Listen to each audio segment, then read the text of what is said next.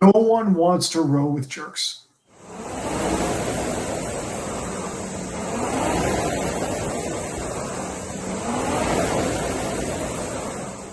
Hey guys, it's Luke from Rower Academy, and today I am very excited to have in our virtual studio a coxswain coach and coxswain coach, Dan Gilbert. Welcome to the show. How are you, Luke? I'm doing well, thank you. So let's just rattle off this list of things that you've done in your rowing career, because you've done a lot, right? You are a former United States National Team Training Center coxswain, IRA winner, want to get that right, and 8-time head of the Charles champion. So if anybody's looking for steering advice, maybe this is the guy to talk to. You started coxing at Brighton High School in Rochester, New York, before attending Hobart.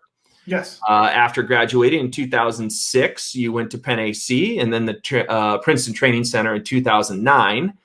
Until 2009, excuse me, and then you started your coaching career. So you then left coaching to pursue a career in corporate restructuring, and now you reside in Charlotte, North Carolina, where you volunteer with the Charlotte Youth Rowing Club and continue to cox competitively. There's a lot going on there, a lot of really good stuff, and the whole reason we have you on the show today is that we can speak to you about your experience. From young fledgling coxswain to coach to coxswain coach. And that, I think, will be very valuable for our viewers because to this point, Rower Academy has been very rower focused. So I'm really excited that today we get the opportunity to speak about coxswains. And I feel like I'm going to learn something today because we as rowers constantly just assume, the coxswain just, they do their job. And it's no further than that. We don't take any time to learn anything further. I think it's important. The interplay between rower and coxswain is vital to the success of any rowing team. So I think our conversation will help us along. So let's just dive right in. Let's get right in. Let's talk about what it was to start as a fledgling coxswain, Brighton Rowing Club, and to go through that experience and position yourself to be a recruit. There's many pounds ago, but I was actually dragged onto the rowing team. 2 friends approached me at my locker and said, "You are the smallest person we're friends with, and we need you to come to the river." And they promised my mother that their parents would drive. And they promised my parents that they would help me with my homework because of this extra commitment. And less than a week later, my mother was driving everyone to the boathouse and by the banks of the river with everyone else, mom, making sandwiches. And then that's it, right? That's how we all kind of get sucked in. But that was the beginning. Brighton Rowing Club had been 2 years, a year and a half on. There were a couple of kids that participated, but I knew nothing about the sport, and they were short on coxswains. Which is a surprise for a small rowing club from a small school. You seem to be able to throw anyone in the seat, but they were short. And that's how I started coxing. I spent first half of my time at Brighton in the women's varsity 8, and the remainder of my time last year in the men's varsity 8, which was just a lot of fun to be in a program that was growing and becoming something not only unique to the school district, but stepping into this very, very special and richly historic sport, right? When you bring a rowing club that's been around for 2 years to Canadian Henley or head of the Charles or head of the Schuylkill, and you get to look up and see not only kids your age, the type of programs they're in, but masters rowing, collegiate rowing, elite rowing. It's neat to be able to enter something so special as in rowing with a new club. Yeah. And what is that like? I mean, for a club that's 2 years old, you guys are creating the history. There is no history, right? So there's no expectations necessarily. There's no, hey, here's what we did 2 or 3 years ago at the head of the Charles. I mean, you guys were essentially pioneers for your rowing club. Yeah, I actually personally lobbied the athletic director at the time to get the rowing kids 1 semester off of gym. You were a varsity athlete at our school. You could opt out of gym to go study. either in the fall or the spring.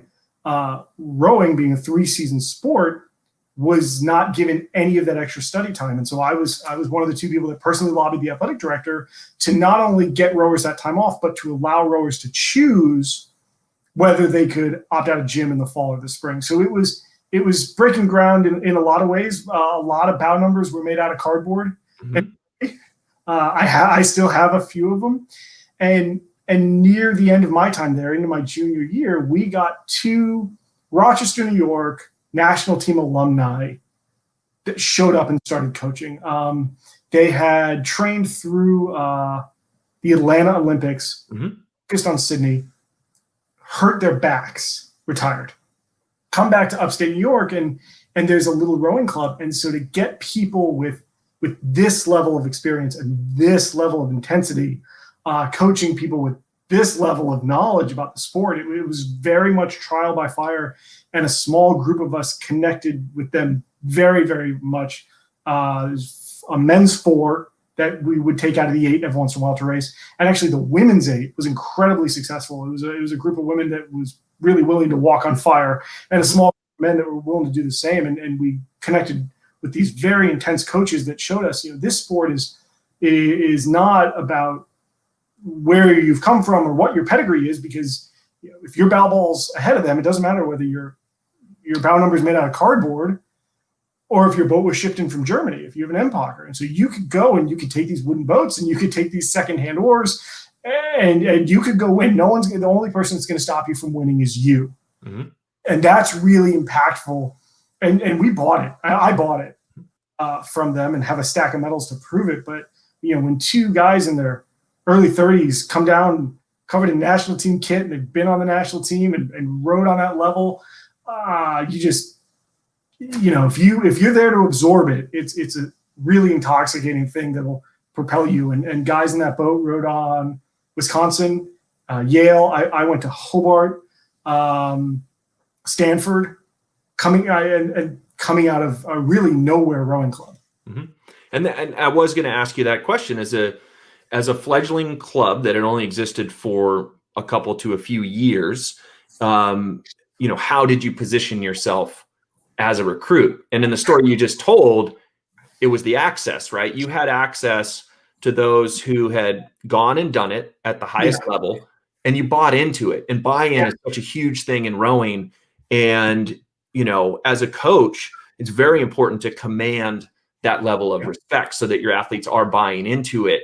But I assume that these coaches were inspirational just in their accomplishments. Yes. But beyond that, they're inspirational in the sense that they're telling you, hey, if you engage this training and you believe in what you're doing, you too can go on to do it at the next level. Was that how you found your experience? Yeah. It really went back to the only person stopping you from success is you. Mm-hmm. That's it, right? It's a team sport in that we're all in the boat, but it's not a team, it's not a team level of commitment, right? The top 8 people who commit the most are going to create that team. And if you get beaten for that top seat, whether it was me wanting to move into the men's 8 or wanting to move from the second women's boat to the first women's boat to the second, and move up that ladder, the only person that was going to stop me was me. Mm-hmm. Right. And so they pushed me really early on to go to ID camp. I'm a very late birthday. I'm a late December birthday. And so I was always a couple days too old to do whatever I was going to do, right? When I was a junior, I was a couple days too old to be on the junior national team. When I was in college, I was a couple days too old to do the under 23 team. And so my birthday was always on the wrong side of this. 17, I went to ID camp in Princeton. As you may remember, it wasn't separated for under 23s and the national. It was just ID camp. Mm-hmm. We're there. Mike Cady and Corzo and all these other high-level coaches were on the water with you. They'd put you in a bunch of 8s. After all the rowers would pull 6Ks, you'd then go row 10K as the sun was going down. And so to do that as a 17-year-old, I have a very vivid memory of coming home. My father drove all night. We got home really late. And the next morning, after I dragged myself to school and back, our voicemail was full of coaches calling. because no one was going to go to ID camp who was 17. Mm-hmm. I was, my birthday was published, right? It used to be on Road 2K. You used to see who went to ID camp and what was their 6K, and there'd be a little list at the bottom, coxswains. Yep. And I don't have that list anymore, but that list was all the people who have gone on to be successful, all the people I've gotten to compete against who have then become some more successful than me. And it was kind of a neat experience to have that wrong-sided birthday and have coaches pursuing me. And so it was very interesting to go from a non-athletic person in a school with no rowing heritage into handwritten letters from coaches and phone calls from coaches, because I was just the NCAA rules. They could reach out to me at the time, and very, very interesting. And so I was pushed very much by my high school coaches, which is how I ended up at Hobart. They are Hobart alumni. So, I mean, there's a lesson there, right? I mean, there's a lesson in putting yourself out there. I mean, at 17 years old, to be on the water in this sort of mix of high school under 23 with Mike Tatey and Corzo. I mean, that's an experience, that it's an unnerving experience no matter what your age is, right? Because you're in front of the national team coaches. Well, so it wasn't high school under 23. It was ID camp for it would have been the one before. It would have been just after Sydney. And as you know, in the quadrennials, that post-Olympic years is everybody. So it was me as a high schooler standing at the Princeton boathouse, hands in my pockets, watching people pull like 1850s on a 6K. I mean, I'm terrified. And then I did 2 ID camps. So that one, I went out, I got in the launch, I believe Corzo was driving, and they would rotate the coxswains out. And the sun was going down, and I got rotated in for the last part. And I had never been in buoys before. Princeton's buoyed, 365 days a year. I had never been in buoys. And so I remember I was like, well, if I just stay to one side, if I say, the middle is the middle no matter where you find it. So if I just stay to one side, like, okay, I'll just go up one line. And I remember they'd be like, no, the middle's the middle. You have the middle. And I was like, yeah, it's so good over here, and looked pretty straight. And it was terrifying. And as we went through the bridge, they said, okay, now you guys can take a 20. And it just came flying out of me. I grabbed the gunnels and ripped, and I'd never been in a boat that fast. And ever, because it was college kids, it was Penn A.C. kids, it was Vesper guys, it was guys who had maybe done previous quadrennials. It was an unbelievable experience at 17 to think, oh, I can access this, I can get back here, and the only one that's going to stop me is me. And so to pursue that and then choose to pursue it through Division III rowing became a whole other set of hurdles. Yeah. So let's talk about that. Let's talk about life as a Hobart student athlete. And, you go through the recruiting process, you're getting these handwritten letters, you're getting the attention of coaches. The place that you decide is going to serve you best as a student athlete is Hobart. And so there you are. And so what is that experience like as a student athlete at Hobart and a rower? So I think it's first important to preface it with my top choice was Wisconsin. Got it. I cheer for Wisco in all the tournaments. I have Bucky t-shirts. I really love Wisconsin, and withdrew my application after a death in the family at 17 years old to really get the scale of moving away from home, being on your own, have someone dying late winter, early spring of my senior year with multiple applications in. It just rattled the whole cage. And as much as I really wanted to row for Coach Clark, I really wanted to go to Wisconsin. One of my boatmates went to Wisconsin and medaled at the Eastern Sprints year.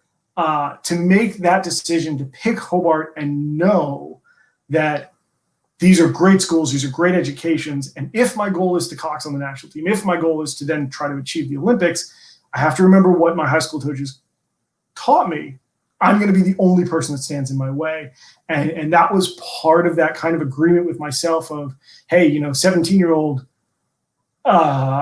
rattled, let's get a little closer to home.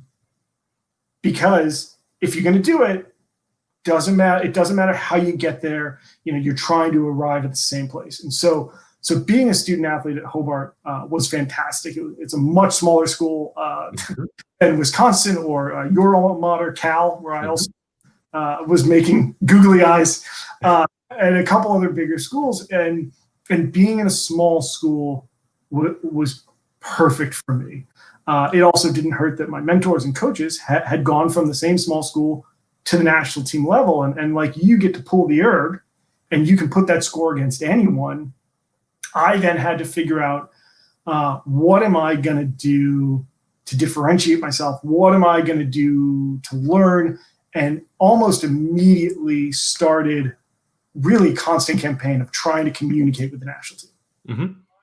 Trying to piggyback off being 17 and going and trying to get on the under 23 radar, which was really developing in the early 2000s.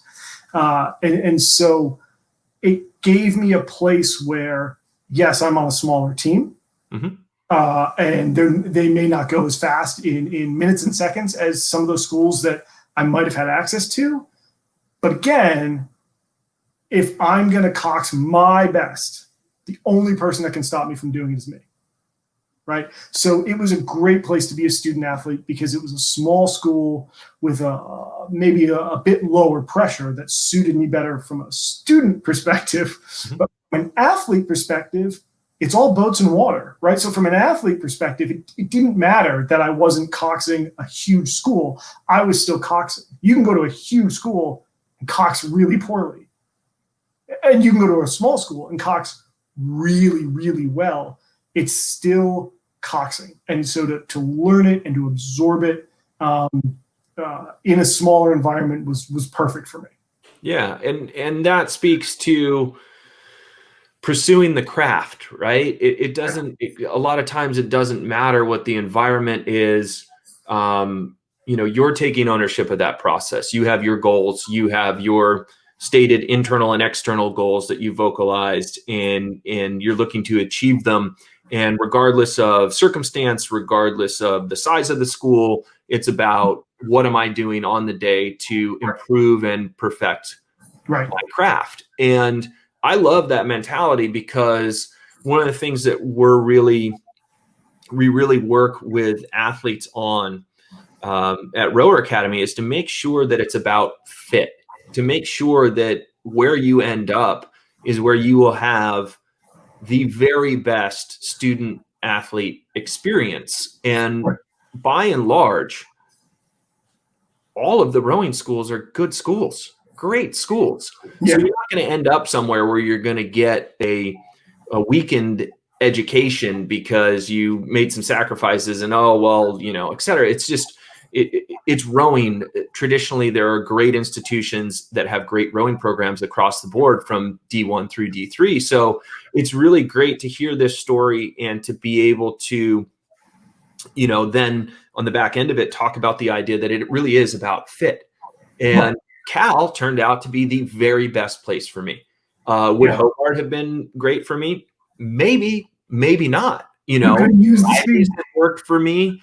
Maybe not. And I think that's a huge part of this discussion, is that there are names in the rowing world, but it really comes down to, okay, understanding what the names are, great, but what is your experience going to be? Are you going to take the most out of that experience you possibly can at that institution? Or is there a better institution out there for you where you're going to match academically and athletically better to the programming that's there? So it's really interesting to hear your story specifically about rowing, to say in the smaller environment, that was better for you in terms of your development and your movement forward as a coxswain. And you recognize that maybe in a larger program, there might have been some loss in that, in terms of the amount of attention that you got, or working with different coaches, or working with athletes, because you can't work with all the athletes in a huge program. There were some advantages to the program that you were in. And it sounds like you took, full advantage of that. Right. So there were a couple of things at play. Showing up to Princeton at 17 years old wasn't validation. It just means we had enough gas in the car to drive to Princeton, right there. As you would remember, especially as coxswains, it's not validation. They put you on a list, they point you out, you just go and get into a boat. So short of crashing it at the training center or at ID camp, there's no evaluation to it. I had yet to be validated as a effective coxswain.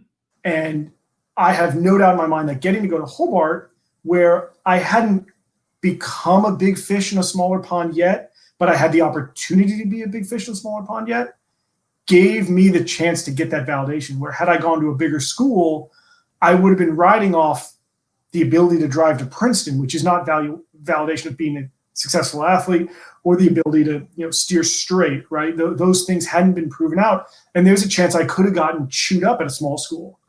Because if you get 2-3 freshman recruits and I show up next to a kid from St. Joe's Prep, who, here's a great example, knows how to go straight in buoys, right? So I don't see buoys once, and I'm out here trying to go to Cal and Wisconsin.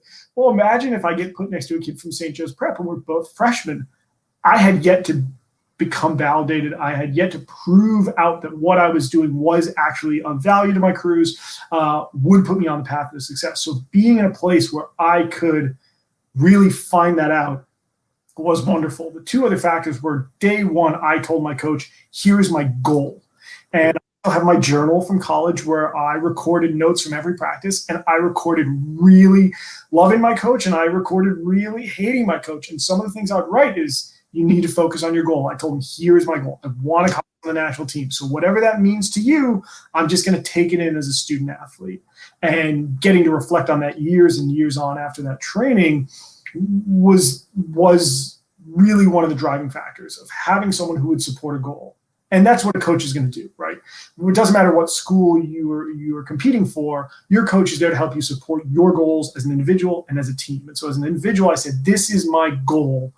Can you help me achieve this? No problem. His brother was on the national team. His brother had rowed at Penn, was on the national team. Yeah, my coach, had been on the junior national team. There was certainly some visibility in the process. The third thing being, I had great people to look up to.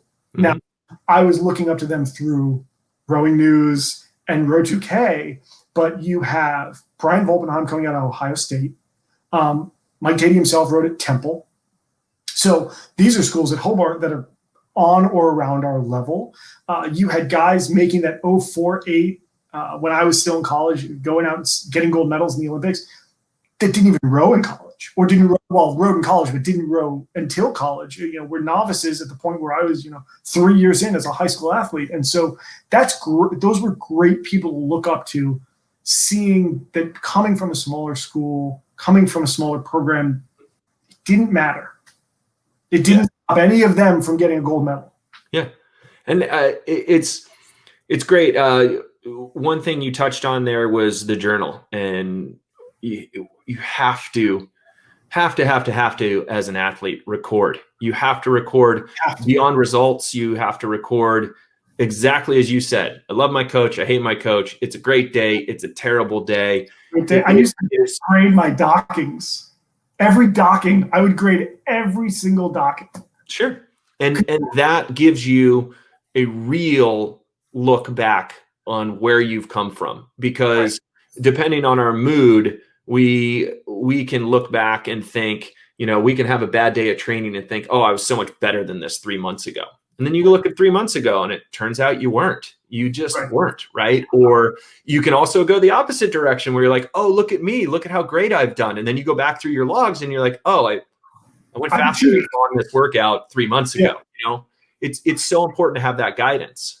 As a coxswain, I think that guidance is even more important, because if you don't do it for yourself, short of once every couple months, a coach doing some coxswain survey where the people like you as a coxswain are going to write nice things, the people don't like you are going to write not nice things. That daily data, it does not exist. Where for rowers, you can have a spreadsheet for a week, a month, a year, a career. And I know it because as a coxswain in winter training, I made those spreadsheets. Right. You can have that spreadsheet, right? So rower today can look at himself 10 years ago, can project himself, frankly, 5 years from now. And for a coxswain, until you write down, that crosswind was awful. I was so nervous during the docking, or I can't believe I made it in that crosswind. To put that data somewhere, even if it's far away, even if it's in the journal, next time you're in that crosswind or you're reviewing some things, maybe you're getting down on yourself and you need to remember that you belong in the seat you're sitting in, to have that and to trigger that memory of, I coxed really well that day. That was a really hard day, and I helped my crew overcome a really windy day, or I helped my crew overcome a really bad week, or shake off the funk of a bad weekend. Sure. Data only exists if we put in the effort to create it. And so having it, looking back at it at my age is funny, but having it in the moment is so valuable. Yeah, exactly. So you touched on that, but then you also, in just a few minutes ago, you were touching on the idea of validation, and that, initially through high school and even into college, as we're developing as rowers, we're searching for that little bit of validation to help confirm that our goals, that we're on track with the right goals. And the reason I bring that up is because we're going to move out of college now, and we're going to move into Penn A.C. and the National Team Training Center, where if you're seeking validation, this is not the place to find it, right? Like, we know that it's professional rowing. It's not about your feelings. Yeah. It's not about, having someone holding your hand through the process. You want to the best of your ability, enter a Penn A.C. or the National Team Training Center, for that matter, feeling pretty self-assured that you're in the right spot and that you are worthy of the things that you're looking to pursue, and that you belong there. Because there's not going to be anybody, any of the coaches or any of the other athletes, that are going to say, hey man, you're in the right place, don't worry about it. No, it's a professional organization. You sink or you swim, right? So what was that transition out of college into the environment of a Penn A.C. and a National Team Training Center like for you, specifically, where rowers don't get validation, but coxswains even less in these situations? Even less. So I, through all of high school and all of college, had a picture taped like right behind my monitor. It was a picture of the front of Penn A.C. It's that arch brick with the Olympic USA flag. I mean, that picture was next to my monitor for years.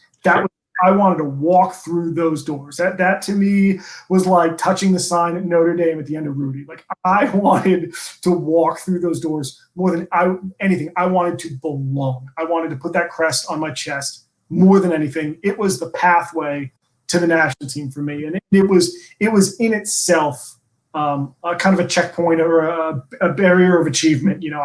I'd gotten to I'd leveled up in a way. I started at the Penn A.C. summer program, and it was similar to the high school to college transition. Is I'd never seen anyone break 6 minutes on the erg. Mm-hmm. We were very successful at Hobart, and I have wonderful memories and a lot of medals, but fastest I'd ever seen someone pull was 6'10". Mm-hmm. So to automatically, the boats are moving faster, your thinking has to move faster.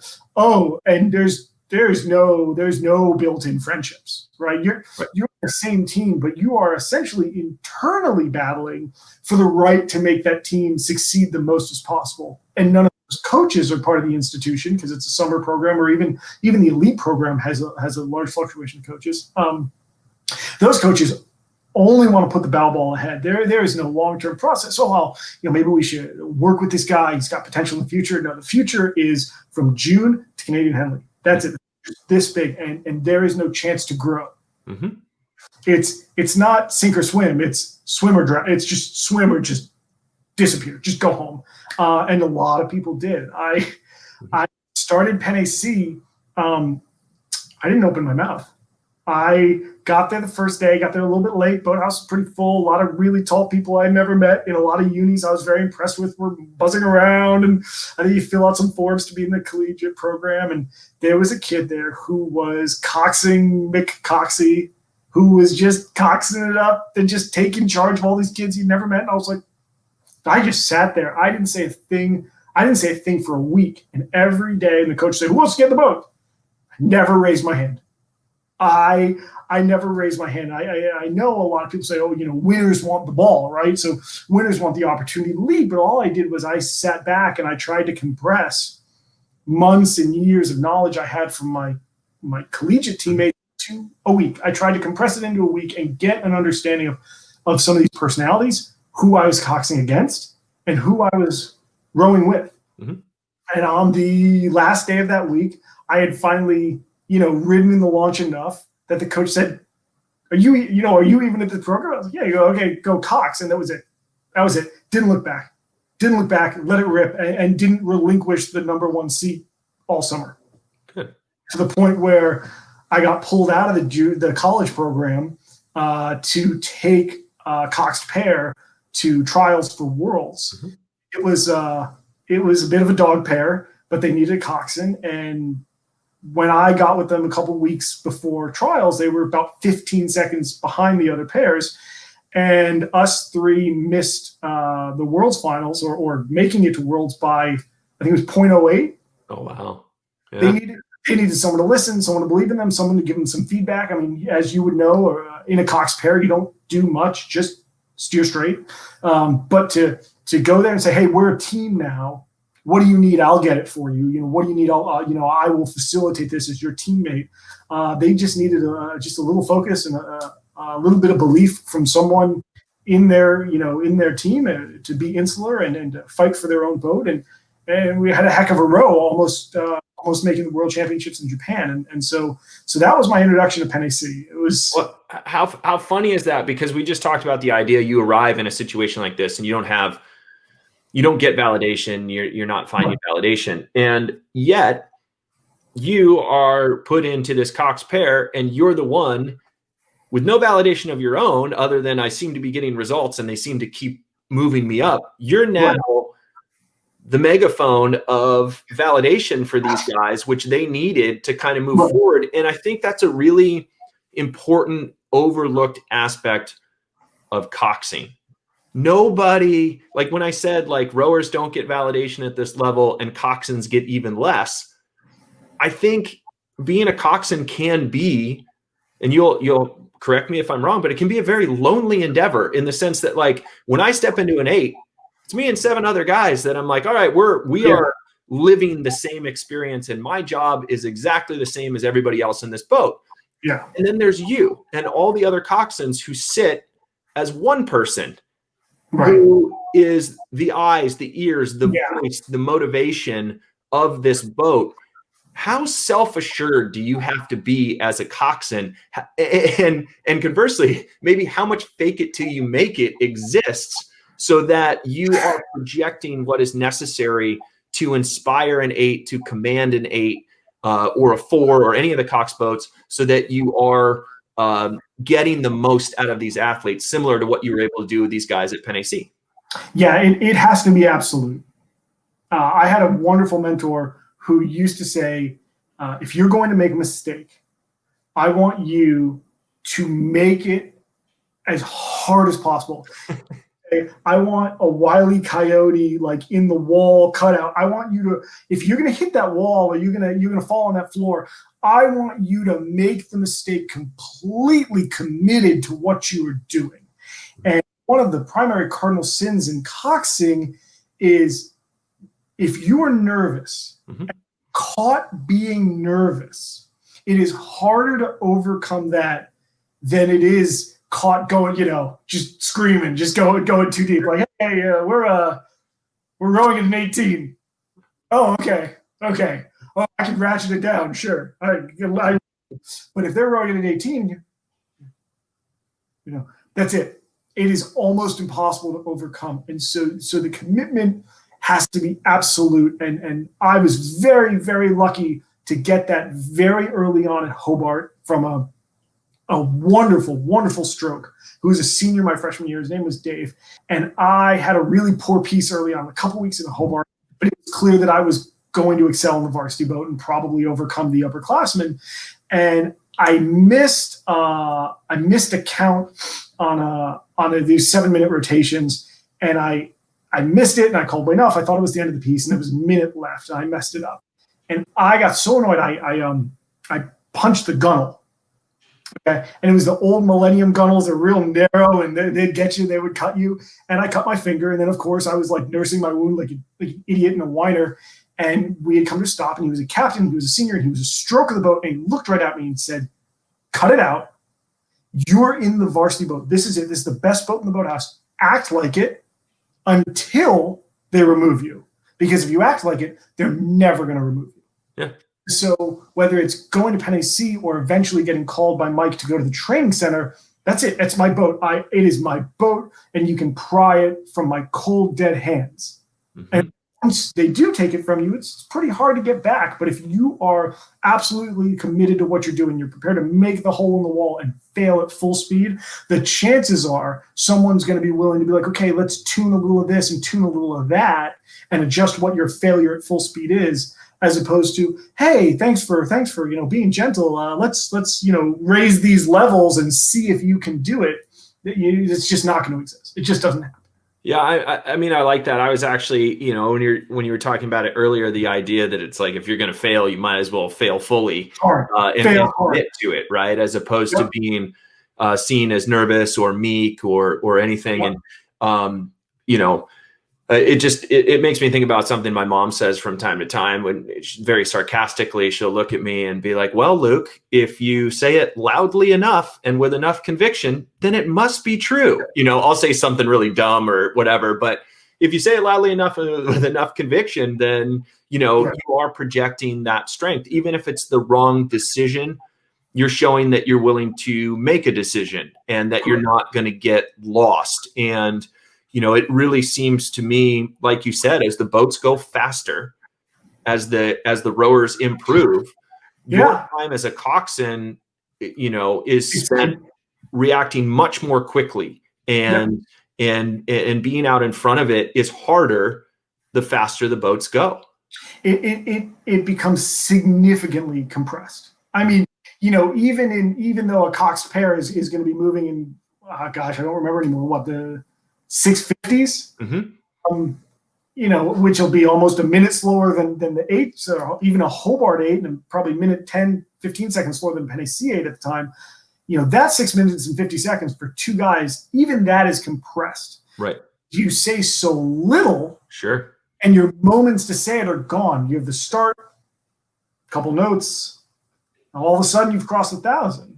And even if you've spent a lot of that time being silent, the opportunity to send out a note or make a call, that opportunity is passed. And even at nearly 7 minutes, it is more compressed than you think. And even from there, on any elite level boat, from the cox pair on up, as the times start to drop, the compression is exponential. You have to be very exact with your words and your terminology, right? There's not 5.5 minutes is not 5.5 minutes. Yeah, you much less airtime to talk through things. So that's really interesting. And the hope is that as the boats get faster, the rowers understand what they're supposed to be doing, and that you're not spending a lot of your time correcting technical mistakes or working on bringing the boat together.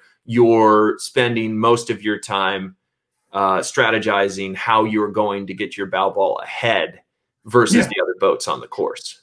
Yeah, correct. So as the times drop and the speed increases, you're also dealing with a higher caliber of athlete, whether that's really high caliber high school athletes, really high caliber collegiate athletes, or elite athletes that require a less and then different level of input. Yeah.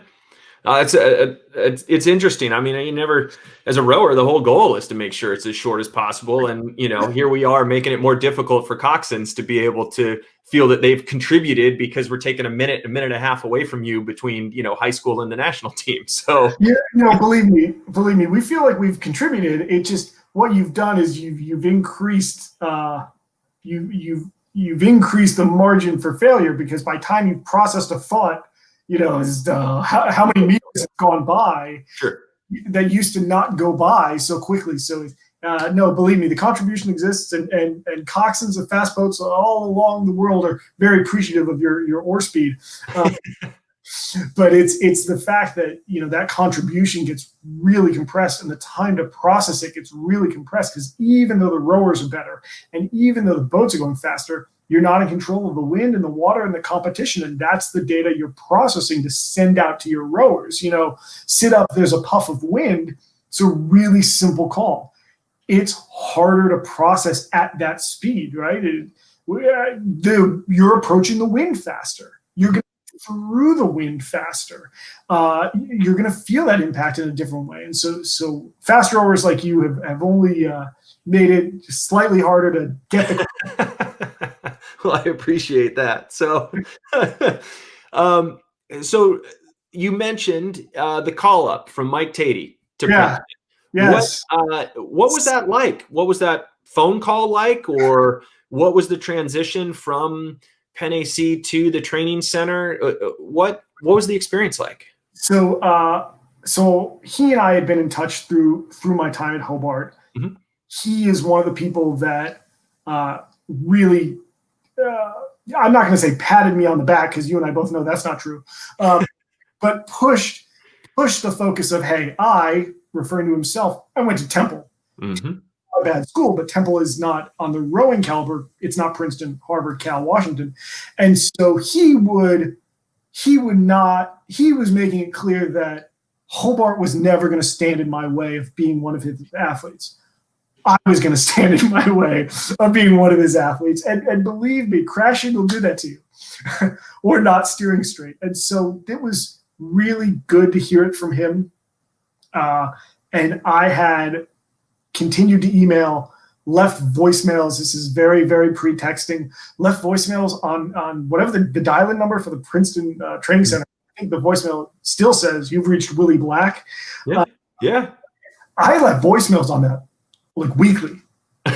Do we need to apologize to Willie now? Was he just need to apologize to voicemail Willie. after voicemail? No one ever called back. Okay. Ever. And one of the Penn A.C. guys who had gone up, actually two of them, there was a pair of them, had gone up to Princeton. One had come back and said, hey, I think there's enough guys for a third 8. Mm-hmm. They might look for some drivers. And so I started calling more, which I'm sure Willie appreciated. And I was at work one day, and I got a phone call from the Princeton area code. I didn't recognize the number, and I walked out, and it was Mike. It was like a Thursday. We for a minute, he's like, "Got your messages," and I was like, "Great." I said, "I hear you need coxswains." He goes, "Yeah, we're gonna put a third 8 in the water. See you Saturday." Just hung up. Didn't even tell me what time practice was. Just hung up. That sounds about right. That sounds about right. Be there by Friday to find out what Saturday's about. Yeah. So that was Thursday. I walked into my job at like 10:30 in the morning and quit. Wow. Yeah. I walked in, I quit. I went back to my apartment where I was sharing with another Penn A.C. rower who was trying to make the team. I wrote him a check for like what I calculated to be the next couple months of utilities. And I was like, good luck with that. And drove to Jersey, crashed on Mary Whipple's couch. Sure. and it's really a way you go. A lot of coxing on the national team is sitting in the launch, taking notes, using the stopwatch, listening, because all the things that I was trying to absorb in that week of silence at Penn A.C. or those months of getting to know my teammates at Hobart, that is more data at a higher level. And then there's no trial, right? It's not, hey, we're going to go for a little row, then we'll do pieces, or it's, hey, Mike wakes up and I decide to do this in an 8. You may have never coxed before with this group of people. Go do a 2K. Mm-hmm. Go do a race simulation. Go do 4x2K. Go do some workout that you've never heard of with some time dynamics that you need to figure out in your head or right under your leg. Go do that perfectly. And it's not him putting pressure on coxswains. It's him coaching the national team. And if he wants to see 8 people row together, then he gets to see 8 people row together. And you jump out of the launch, or okay, let's go row that 8. Or you show up thinking, oh, I'm going to cox today. I coxed real well yesterday. He goes, oh, we're going to be in pairs for a month. You don't need to come back. Yeah. And it just is how it is. Or he may have told the guys, hey, we're going to be in pairs, and you show up a few minutes late with McDonald's. And he's like, I decided to take the 8 out. That's really what it is. And so it's showing up early, paired, putting gas in launches, And the only word to put on it is it's just being reliable. Okay. Reliable. Because if you're reliable to, hey, we write down these scores. Hey, which pair was ahead? Who won that piece? If you're reliable, if you're focused on them advancing athletes to the Olympics, then they're going to put you in the boat and be like, you're reliable enough to keep your mouth shut and steer straight. And that's really what it is. Greg Hughes once said to me, the best coxswains don't always make the national team. The coxswains who grind it out make the national team. Mm-hmm. Yeah, I think that's really good advice because, I mean, raw talent and skill gets you so far, but I've seen it it's interesting that you say it from the coxswain side, that it can be a grind, and that's what gets you there, because I've seen it firsthand on the rowing side. I've seen male and female athletes alike that should have gone to the Olympics. On paper, they were the ones going. And then the quadrennial actually shakes out. And despite their speed on the erg, despite their talent, they get outworked. There are other athletes that just simply grind harder and outwork them. And you start a quadrennial thinking, okay, here are the front runners for the 8, for example. And then you actually get to the Olympics and you're like, wow, never saw, 2 or 3 of those guys even coming. And, there they are.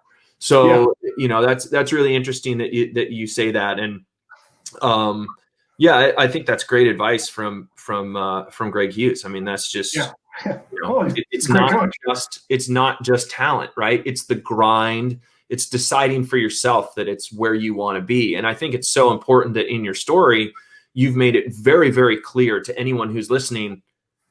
Yeah, I actively pursued an education at a D3 school, and I was not worried about whether or not I would end up at the Princeton Training Center. It was just that my path had to be a little bit different. But we've seen success from D3 athletes coming to the national team, and we've seen success from athletes at Penn A.C. then going to the national team, the national team training center. And we've seen countless Penn A.C. athletes while rowing at Penn A.C. go to world championships. Countless. So, it's really interesting that I think is such a compelling part of your story, to say that, Wisconsin would have been great, but, for the reasons that you've stated, it was Hobart. You knew that the path was going to be different. Yeah. It wasn't going to prevent you from getting there. And Mike Tatey told you as much, he told you as much that, you didn't have to be a guy coming out of Princeton to row at the Princeton Training Center. You didn't have to be a Harvard athlete or a Cal or Washington athlete. And we've seen on the men's side and women's side athletes from all sorts of different programs.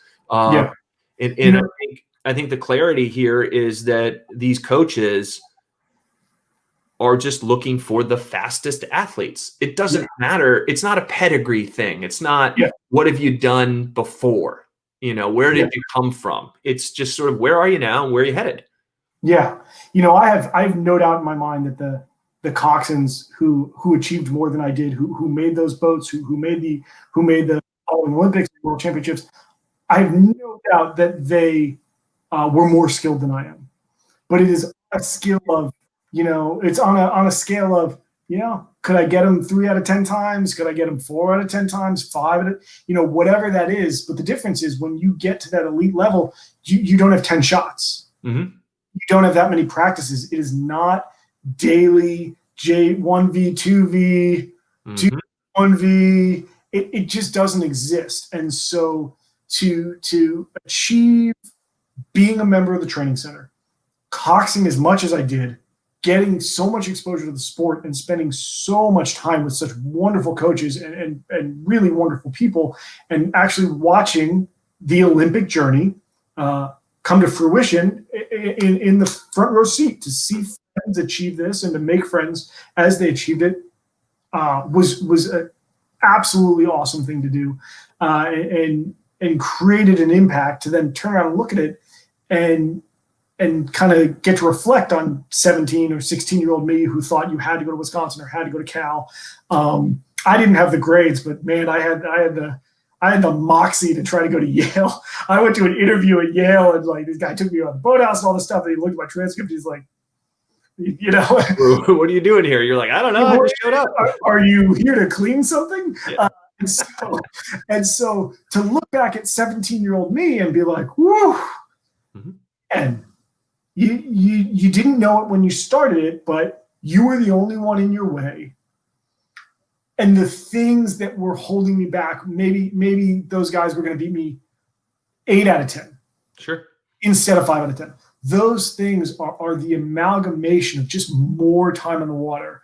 You know, if timing was perfect, although it was never perfect for me based off my 8th birthday, timing was perfect. I would have done 4 years at Penn A.C, not a year and a half, right? Trying to squeeze up the Beijing Olympics. You know, I would have tried to go for 2012, but we are who we are, and we're all on the timeline for the most part. And that's when I entered the timeline of the quadrennial and the training cycle. And I stayed as long as I could through 2009, focused on, okay, this is it. As you know, the place is deserted after the Olympics. Whoever's there, that's it. Those are the boats. And for the most part, that's who's going to get out and get to row and bond and create the team that will hopefully pursue in 4 years. And I was there as long as I could in 2009. And it came down to turning 26 and getting kicked off my parents' health insurance. And my parents said, you know, you have driven away with the car several years ago. You drove away with our car to Jersey, which I had been living in. You know, we love you and we're happy to send you some gas money now and then. We're not paying for Cobra. And for those who don't know that are watching this and probably high school, pre-Affordable Care Act, Cobra was an extension of health insurance that would go from a couple $100s a month to, I believe my Cobra, what my parents said they were going to have to pay was $35,000 a year insurance. And they said, we're not telling you can't keep coxing and trying, but we're telling you, unless you can find a job with health insurance, you can't keep coxing and trying. And I tried everything, but a job with health insurance is not the kind of job where you can train 2 days a week and live in San Diego all winter and try to go to Europe and race. And it just didn't line up. And so there I pursued coaching. Yeah. And that's a great transition in the sense that everybody's journey ends, right? Everybody's journey as an athlete ends. And some of those journeys end with Olympic gold medals or participation in the Olympics or, you know, participating with the national team, going to Worlds or Penn A.C. or college or even high school. But everybody's journey ends. There's no professional rowing. But also, after those journeys end, a lot of people walk away from rowing entirely. And that was not your story. That's not your case. And so you moved from coxing to coaching to volunteer coaching. And, you know, walk us through that. What was it that has kept you in the rowing game in one form or another? What is driving you to give back to the rowing community, right? Because that's what you're doing. You're taking, we've just spent, you know, almost an hour talking about your experience, and it was a vast experience. And there's some really great facts and stories and concepts in what we just talked about. And you've decided to take that, you took it with you, and you didn't just pack up your things and leave. You are now re-injecting that and have been re-injecting that into the rowing community. So what led to that decision? So the catalyst was one of the last things I did at the training center was I assisted Ted Nash in coaching Cameron and Tyler Winklevoss to compete in the pair for the Beijing. And Ted saw that I wasn't, I mean, he obviously knew I wasn't making a boat because I was sitting in his launch. And I wasn't going to make, I didn't make the Cox pair. I was in trials, got close. Our boat didn't win the trials. That's not a selected seat, right? It's a trial seat. And so he invited me to race at Masters Worlds with his friends. And anyone who knows, friends of Ted Nash, it is just probably no better group of people to get to be associated with. And so I went from amongst my rowing friends, you know, coxing on the national team, all my high school and college and teammates and friends that I'd connect to along the way, even Penn A.C. friends who had not achieved getting up to Princeton, you know, kind of looking up, oh, you're doing this thing, right? You're at this place, and this is where we want to be, it's where we want to achieve, to all of a sudden going on a trip, with 50, 60, 70-year-olds, masters rowing, who I was looking up to, and they were telling me so much about the sport. So I went from telling my friends about the sport, oh, this is what it's like, and how fast we are, and all this stuff, to hearing about these amazing Olympics and the boycott games, and the first women's the USA to win a gold medal in LA, which was only 1,000 meters, and meeting these unbelievable people from all across the world and getting into that Masters Rowing Club. And all of a sudden I was like, wow, there is so much more to absorb. Mm-hmm. Cool stories about these wonderful institutions and colleges and even US Rowing, to seeing these people just pour it onto me like, oh, you should, oh, this story and that story, and this is how we do this, and oh, we used to do that, or coming off the water with these 50 and 60-year-olds saying that, that just made me feel young again. I love the way you're coxing, or my coxing used to say this, or those wonderful stories, and feeling like I was small again in this huge sport. Mm-hmm. And wanting to share that. I not only did I want to tell the stories I was hearing, because there were great stories about our history of our sport, but I wanted to share my stories, because when I would tell these stories to my new Masters teammates, they were appreciating them too. They were appreciating my journey too, right? My first win at the Charles was accidentally a course record, which is in itself, and we were alone, didn't pass anybody. We're just alone in Boston, and you do turn out with a course record from the back of the field. And so to tell the stories, I was like, I've done some cool things. I have seen so much of the sport. I need to find a way to reconnect to it and to stay connected to it on a healthy level. And so I did start coaching. I coached for a couple months at Georgetown as a volunteer assistant, and then when the seasons rolled over, I started coaching at Hobart. Mm-hmm. For 2 years, which I loved, being able to give back to my school and to recruit, to brag about how much I like the program and liked what it had given me, to then deciding, okay, well, I would also like to settle down and have a family and get married, and a coaching path or a coaching salary isn't always conducive to paying a mortgage. So I retired from coaching and then started to be involved. So everybody I knew that was coaching, I would tell them, hey, I'll write stuff for your coxswains. Mm-hmm. I'll write your coxswain evaluation with you if you want to see the ones I was using, or you have a kid being recruited, or you have a kid who wants to cox, who wants to row at college, call me. Anyone can be connected, because I want to talk about rowing as much as possible. And stayed connected to Masters Rowing, continued to be connected to Masters Rowing. And it wasn't until my wife and I moved to Charlotte, mm-hmm. find a rowing club that would consistently looking for volunteer coaches. It wasn't a paid setup, and so Charlotte Youth Rowing, sure, can you coach 1 day a week? Fine. 2 days a month? Great. And it became an outlet that fit into having a corporate life and having a post elite rowing life, where I still wanted to talk about the sport and connect to kids and educate as much as I could about something that had given me so much. Yeah. And I mean, so this is great. This is going to tie back into our last topic. And our last topic is what advice you have for aspiring student athletes. And I think anyone who has listened to this interview understands that you have done it at every level in rowing, and from novice to being at the National Team Training Center. You've been a coach, you've been a volunteer coach, you've had a lot of great experiences.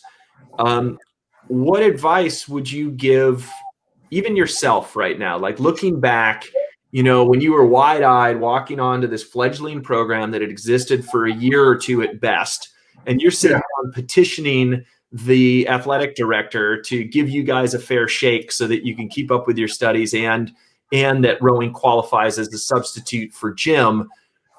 For any of the new coxswains that are coming up right now, like what do you tell them? There's really two things. The first is you're going to be the only person that's in your way. And specifically as a coxswain, if you don't like what the coach is saying, I have very much been in the experience of it being a personal thing that you're hearing that creates an emotional response. very much been in those shoes. If you don't like what they're saying, you need to remember that their job is to just get the bow ball going faster. And they're not talking to you personally. They're talking about moving the bow ball forward. And if you are struggling with that, look at who's in your way, right? Because even though it might sound like a personal critique of, oh, why'd you do that? Or you may not make you feel good about yourself, the way the coach reflects on something you did during a race, or the way that athletes reflect on something you did in a race or a practice, is to remember that everyone's job is to get the bow ball moving as fast as possible. That's it. And you need to be willing to do that job, and you don't have an oar to pull on. So for you, it's your thoughts and your words, and those are very personal, and it's going to feel very personal, and you need to understand what your contribution is. The second thing is really the only thing that matters is character. If you are the best coxswain, if you could pull a 540, no one wants to row with jerks. And character at the end, because there's no professional rowing. Character, you get some stuff on your wall. You get some memories. You make friends like Luke Walton. And the only thing you get to take away from the whole experience is your character.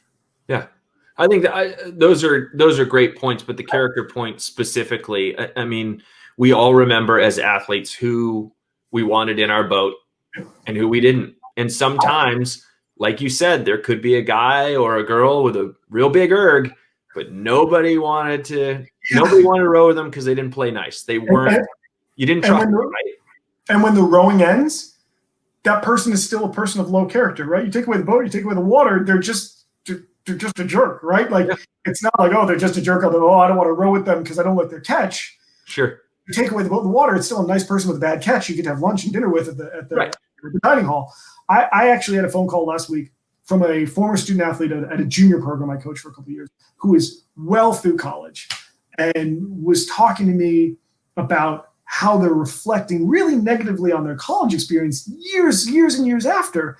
And I couldn't, I was appreciated that they called me and they wanted someone to talk to who kind of had some understanding of their path and had been in touch with them throughout their as a junior coach, and then cheering them on through college.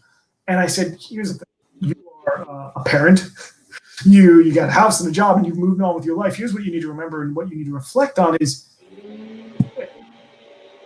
right?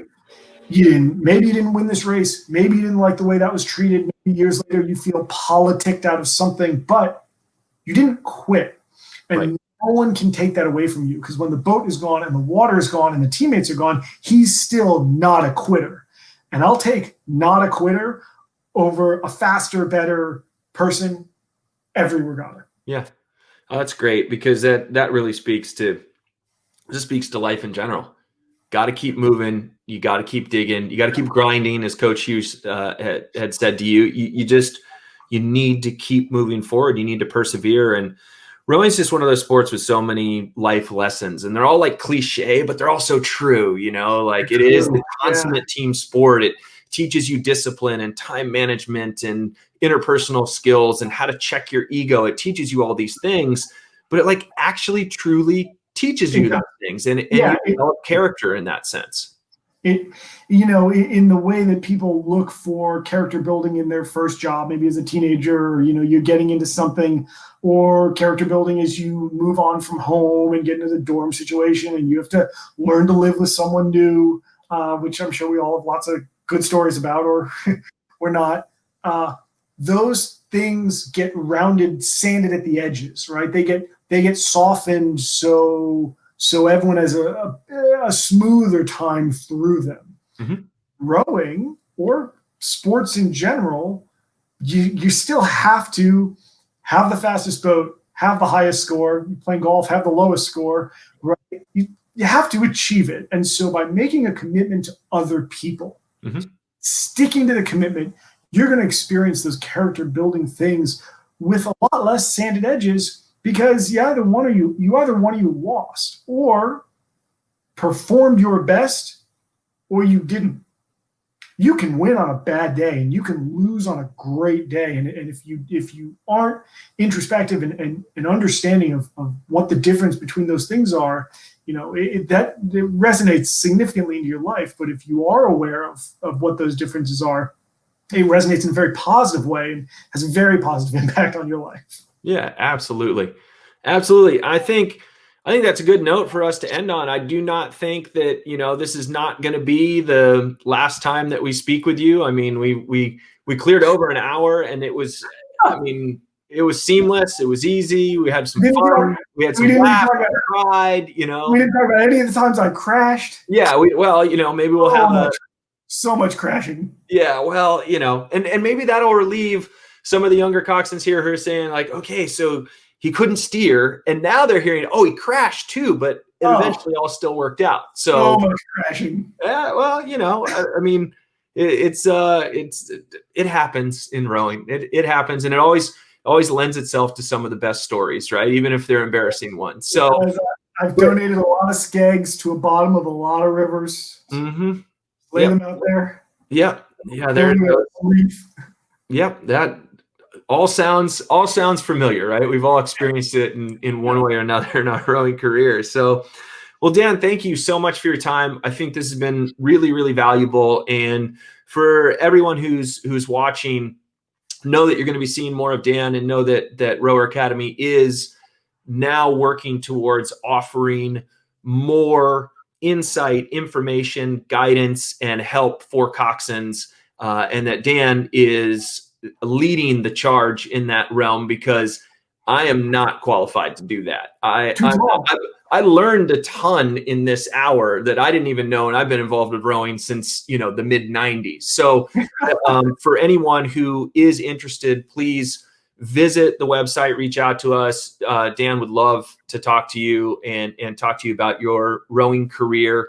But we're very excited now to be a little less rower centric and be a little more rowing centric, and helping not only rowers but also coxswains as they make their way through high school and navigate the recruiting process. So again, Dan, thank you so much for your time, and we'll talk more soon. I'm looking forward to lowering the average height of Rower Academy staff. Perfect. And you've done so successfully. Thank you. All right. Thanks again, and we will talk to you soon. Thanks.